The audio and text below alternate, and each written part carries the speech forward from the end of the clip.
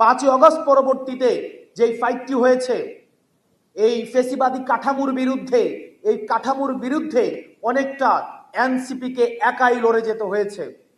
আমরা মিলিটারির চোখে চোখ রেখে কথা বলেছি, আমরা বসুন্ধরা গ্রুপের চোখে চোখ রেখে কথা বলেছি।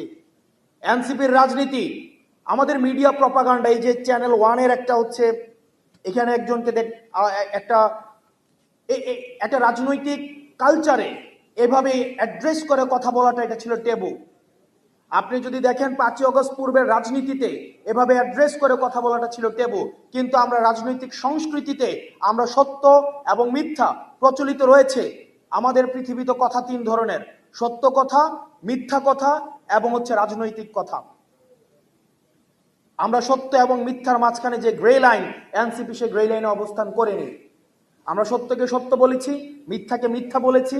আমরা দেখেছি মিডিয়া ট্রায়ালের মধ্য দিয়ে এনসিপির নেতাকর্মীদেরকে কিভাবে চরিত্র হনন করা হয়েছে। আমাদের বৈষম্য বিরোধী ছাত্র আন্দোলনের যেসব নেতাকর্মী রয়েছে, অনেকের চাঁদাবাজির যে বিষয়গুলো রয়েছে সেটির দায়ভারও আমাদেরকে নিতে হয়েছে। উপদেষ্টাদের যে সীমাবদ্ধতা রয়েছে সেটির দায়ভারও আমাদেরকে নিতে হয়েছে। আমরা দেখেছি, আমরা 5ই অগস্টে আমরা হচ্ছে কক্সবাজার গিয়েছি, সেখানে মিডিয়া ফ্রেমিং করে উপাত্ত তথ্য উপাত্ত সহ একদম লাইভে প্রচার করা হয়েছে আমরা হাসের সাথে মিটিং করে ফেলেছি, লাউঞ্জে দেখা হয়েছে, অথচ হাস হচ্ছে ওয়াশিংটনে। এই মিডিয়ার মধ্য দিয়ে এটা থেকে আমাদের শিক্ষা নিতে হবে।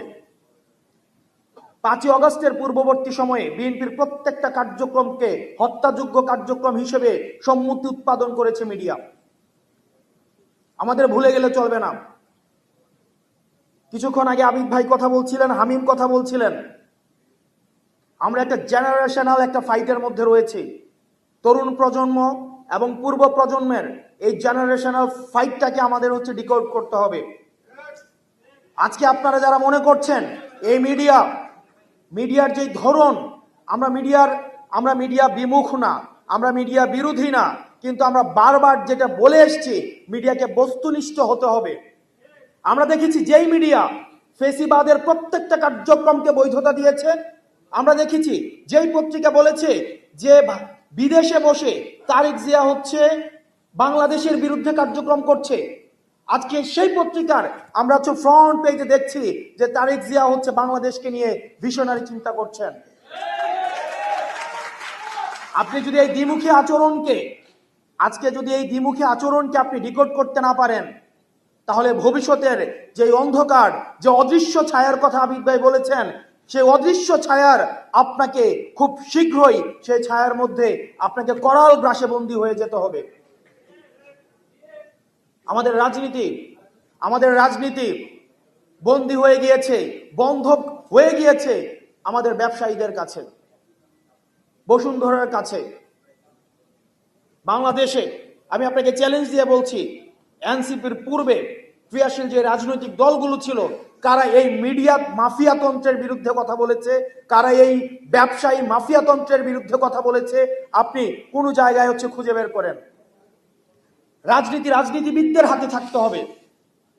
রাজনীতি যখন চলে গিয়েছে বসুন্ধরাতে, রাজনীতি যখন চলে গিয়েছে সালমান এফ রহমানের হাতে, রাজনীতি যখন চলে গিয়েছে কারওয়ান বাজারে, রাজনীতি চলে গিয়েছে যখন ইন্ডিয়াতে, তখনই হচ্ছে যারা নীতির পথে, সত্যের পথে, গণতন্ত্রের পক্ষে থেকেছে তাদের হত্যা করার বৈধতা উৎপাদন হয়েছে। প্রিয় গণতন্ত্রকামী ভাইয়েরা, আপনারা যারা আছেন, আমাদের এনসিপির আমাদের ফেব্রুয়ারি 28 তারিখ হচ্ছে আমরা রাজনৈতিক দল করেছি। এই 28 তারিখের পর থেকে শুরু করে আজকের এই সেপ্টেম্বরের 20 তারিখ পর্যন্ত আমাদের অর্জন কম নয়। বাংলাদেশের সর্বপ্রথম কোন রাজনৈতিক দল সে কিভাবে তার পরবর্তী রাজনৈতিক পরিক্রমা অতিক্রম করবে, তার অর্থনৈতিক ব্যবস্থার একটা স্বচ্ছ রূপরেখা আমরাই সর্বপ্রথম উপস্থাপন করেছি। আমরা ক্রাউড ফান্ডিং পলিসিটা আমরা আপনাদের সামনে উপস্থাপন করেছি। আমরা অন্তত দেখিয়েছি যে এই ভিত্তিতে আমাদের পরবর্তী রাজনৈতিক পরিক্রমা আমাদের পরিচালিত হবে। দ্বিতীয়ত আমরা পলিটিক্যাল কালচারটা আমরা চেঞ্জ করতে পেরেছি। আমি দেখেছি কিছুদিন আগে জাতীয়তাবাদী দল বিএনপির স্ট্যান্ডিং কমিটির যারা মেম্বার রয়েছেন তারাও পিক আপে উঠে পল্টনে হচ্ছে তাদের কার্যক্রম, রাজনৈতিক কার্যক্রম পরিচালনা করেছে। এটা আমরা হচ্ছে একটা স্ট্যান্ডার্ড সেট করেছি, যার কারণে এটা ওনারা করেছেন। বা এই যে একটা আমাদের সৌহার্দ্যপূর্ণ রাজনৈতিক যে কালচারটা,